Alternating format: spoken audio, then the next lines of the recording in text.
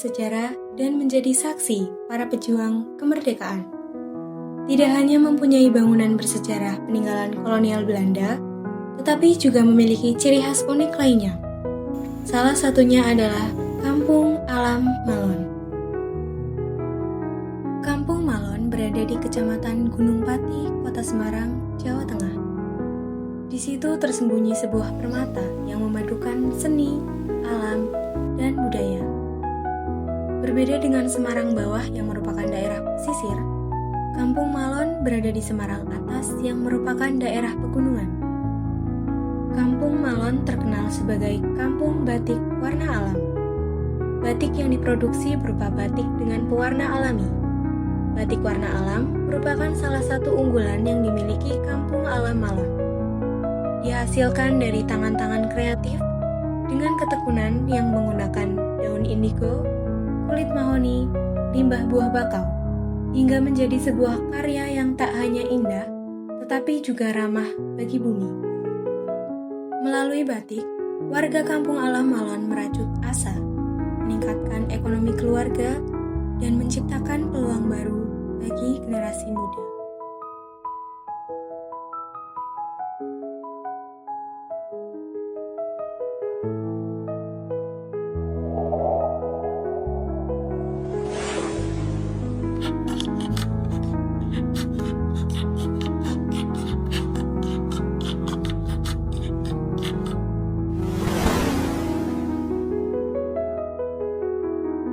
Mungkin dari Ibu bisa perkenalan dulu, namanya siapa? Oh gitu ya. Nama saya Ibu Umi aku owner batik Salma Batik di Kampung Malon. Di Kampung Malon ini bagaimana sih Bu sejarahnya, awal mula adanya batik ini bagaimana? Oh iya, awal mulanya batik memang pertama kali ada batik di Gunung Pati itu Salma Batik. Karena apa? Kala itu saya ingin menciptakan lapangan kerja di lingkungan sekitar saya, khususnya umumnya di masyarakat Gunung Pati dan sekitarnya, seperti itu. Nah, bagaimana caranya perempuan itu bisa punya keahlian? Saya punya tujuan seperti itu, sehingga nanti punya nilai ekonomi, harapannya gitu.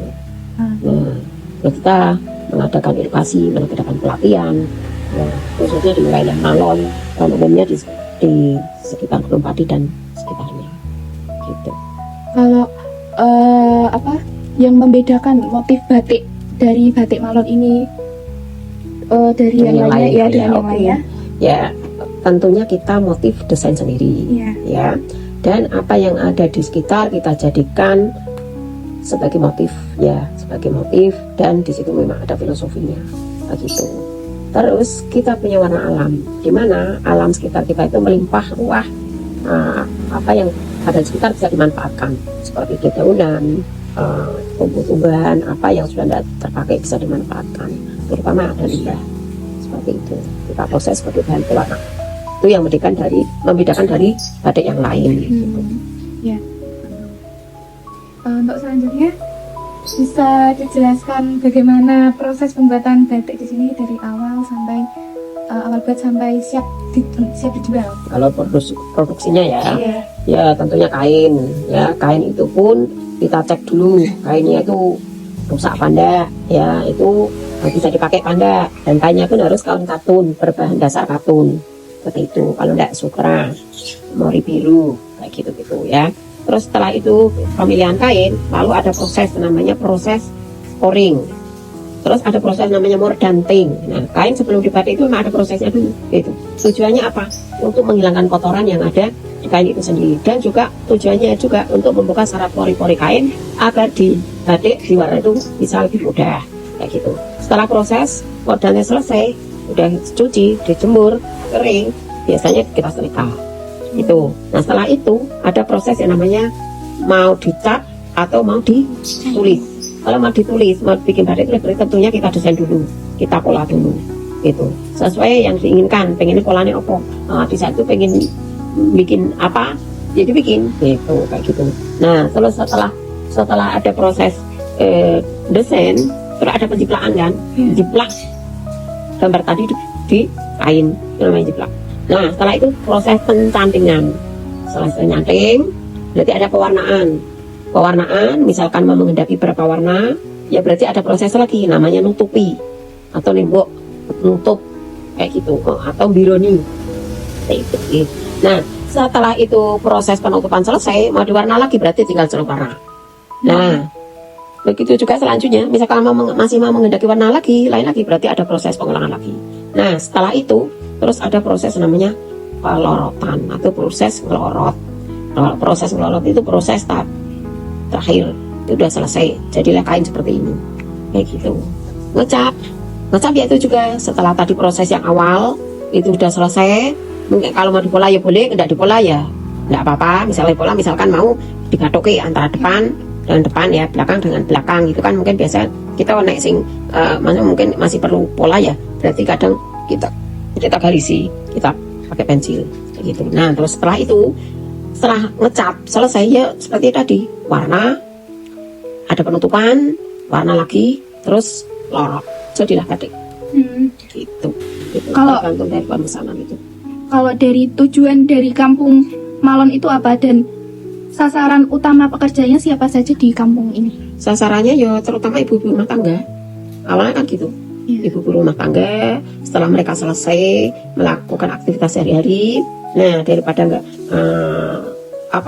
main atau gimana yang ada kurang ada manfaatnya lah, kita arahkan, kita ajak, kita kasih edukasi, kita ajari, kita latih, kita belajar bareng-bareng di situ. Untuk motif batik dari batik Malon ini ada makna tersendiri? Iya tentu ada. Saya sendiri misalkan bikin di saat itu saya bikin tema saya flora dan fauna ya, karena yang ada sekitar. Nah, temanya saya kan di saat itu saya mungkin melihat daun itu berguguran atau apa itu kan, mungkin bunga baru mekar atau anggrek atau apa itu, temanya kayak gitu seperti itu. Kalau di saat itu saya moodnya pengen bikin itu gitu. Kalau enggak ya kita apa sih yang ada di sekitar yang perlu kita angkat. Contohnya yang dulu pertama saya bikin itu orang tuh biar tahu dan kenal bahwa Gunung Pati ono batik. Akhirnya contohnya saya ambil apa? Durian Aceh. Karena di kala itu kan Gunung Pati itu terkenal dengan durian Acehnya. Nah, saya bikin motif. Untuk ibu rumah tangganya saat ini itu udah semua yang ada di kampung ini atau cuman beberapa ibu rumah tangga doang, Ibu? Nek semuanya sih tidak. Tapi awal mula waktu kita memberikan pelatihan pertama itu ya dulu memang hampir 85%, 90% lah. Ikut semua. Ada bapak-bapak, ada ibu-ibu kayak gitu. Tapi akhirnya akhirnya berguguran dengan sendirinya. Dalam artian apa ya? Karena kayak gitu itu kan perlu proses, perlu sabar, perlu telaten, ya melatih untuk kesabaran, ketekunan kayak gitu. Nah, kembali lagi ke apalagi gitu, ataupun keterampilan yang lain. Macam itu. Bagaimana pesan Ibu untuk masyarakat luas agar ikut melestarikan batik, khususnya batik warna alam dari kampung alam-alam? Ayo cintai wastra kita. Ayo kita belajar batik bersama. Ayo kita kita jaga, kita lestarikan batik kita, batik Nusantara ya.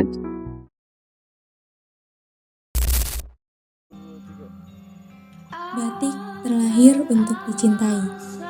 Terlahir sebagai anugerah dan warisan terindah di negeri ini.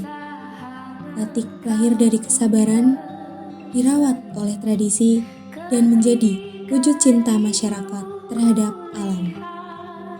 Batik bukan hanya sekedar titik, bukan hanya sekedar garis, dan bukan hanya sekedar warna, tetapi juga kreasi bangsa dan berbudaya. Setiap motif mencerminkan kehidupan, dan setiap warna berasal dari bumi. Mari kita dukung batik lokal, gunakan dengan bangga, dan kenalkan kepada generasi muda. Karena budaya tidak hanya untuk dikenang, tetapi untuk terus dijalani. Kampung Alam Malon, warna alam, warna budaya.